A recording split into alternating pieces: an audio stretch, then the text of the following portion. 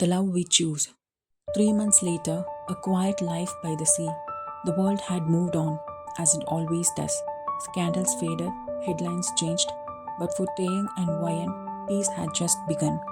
Their small cottage on the Jeolanam Du coast was simple. Two bedrooms, white curtains that fluttered in the breeze, and a small garden that bloomed under Wayan's gentle hands. Taeyang painted not for galleries or fans, but for her.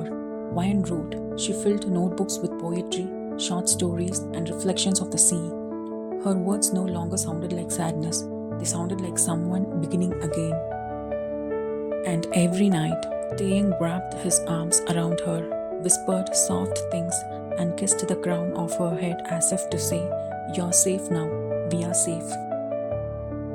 Flashbacks to their youth, healing in pieces. One lazy afternoon, they sat on a blanket by the beach, eating tangerines and watching seagulls dance. "You remember the time you told me I would leave and forget you?"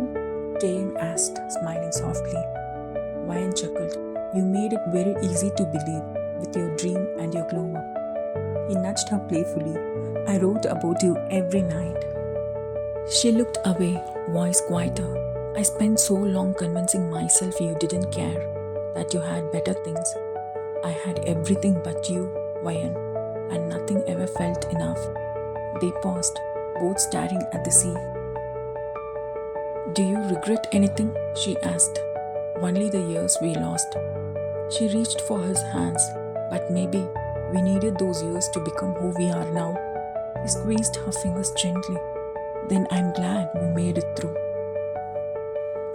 Letters they finally shared. One evening, over mugs of hot tea and the sound of rain on their window pane, they opened a box of letters, ones they never sent. Wayan pulled out her hand, old emails from her laptop. Taeyang read aloud. "You once said I would glow under city lights, but I never wanted that glow if you weren't in the shadows with me." She laughed nervously. "I was dramatic. I loved it," he said. Then he opened his notebook and read one of the last entries. "If I could trade every stage I stood on just to sit beside you at the Daegu train station again, I would." Their eyes met, watery, smiling. A visitor from the past. Weeks later, as they sat in the garden, planting spring seeds, they heard a car pull into the driveway.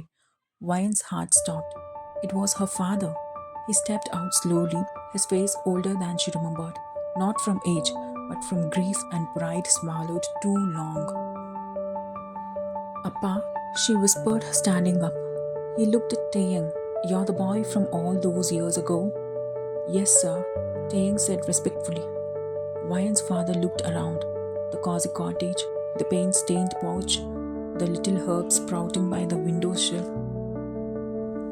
"I saw your live broadcast," he said. Silence. "You spoke like a man who wasn't trying to impress anyone, just protect her." Wayan's throat tightened. Her father turned to her, voice softer. "Your mother told me how happy you have become."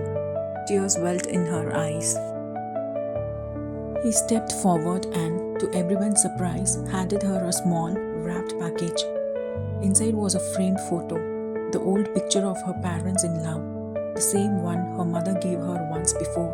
"It's your turn now," he said, and then, for the first time in years, he embraced her.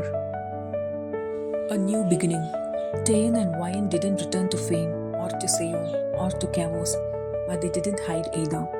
They began documenting their life quietly. Wayan through a blog filled with essays and photographs of their daily rituals, and Taeyang through art. Paintings of her sleeping in sunbeams, laughing in the garden, chasing waves barefoot. They weren't viral, they weren't loud, but their following grew, not because they were famous, but because they were real. A simple proposal. It was in the same garden, under a sky full of tiny stars, when it happened. Wayan had dirt on her hands, her hair tied in a messy bun, and an old oversized hoodie of his. And Taeyang looked at her like she held the whole universe. He held out a tiny seed, wrapped in paper. She opened it, confused. Inside was a silver ring, nestled in soft cotton. He didn't kneel, he just said, "Grow with me." Wayan laughed, cried, nodded. "I've been growing with you since we were 12. And that night, they planted a rose bush together. Right next to it, a wooden sign read, "Our love bloomed in silence, but grew louder than the